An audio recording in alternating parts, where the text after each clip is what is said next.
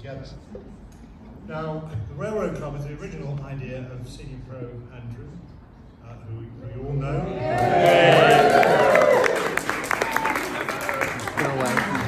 And George Peel, who can't be here. And Andrew, after us all having a bit of a chat about the future and maybe thinking about getting this going again, had a long discussion with Graham Harding, who's here tonight as our now new membership secretary of the OUTC of the club in Oxford. And they've done a fantastic job networking, contacting, finding out as many people they can who've played in the club before. And this is just a fraction of the people who wanted to be here tonight, but unfortunately couldn't be. So you're very special, and thank you all for coming.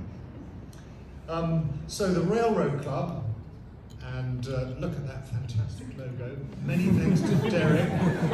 Big round of applause to Derek for thinking up the logo. So, as we've been saying, it's the long-term support of student tennis, and we clearly want to support the varsity team, but we want to support all those students who might even remotely think of taking up real tennis. Of course, there are problems. Number one, you've got to get on the court. Number two, you've got to know how to play, so you need some lessons, maybe subsidised. Number three, the rackets are expensive, and you want a decent racket to play with, otherwise it's very discouraging. So we need the resources to be able to introduce new players to the game. And of course, Oxford and Cambridge as student clubs are the nurseries for the players of the future, and the future of what many of us regard as the most brilliant of all the racket sports. So what we like to do, subsidise the lessons, pay for the rackets, bring on the next generation, as I've said, and maybe think about once more, many of you have dreamt of, could we make the club better somehow? Could we persuade Merton to let us build a goldfish bowl on the back so that we could see the course all brilliantly lit up, all those kinds of stuff. Maybe there's a little bit of a pipe dream there too. So that's enough from me, and thank you again all very much for coming this evening. I'm now going to introduce Spike Wilcox.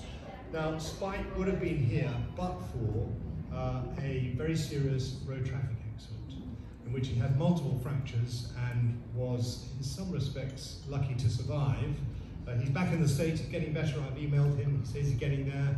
And instead of actually speaking to us this evening, those of you who even remotely haven't heard of Spike, brilliant tennis player, chemist, entrepreneur, Oxford nanopore, he is going to speak in a recorded message to us just now. So Spike, please speak to us. Have you got a bit of time limit on this? Very good evening.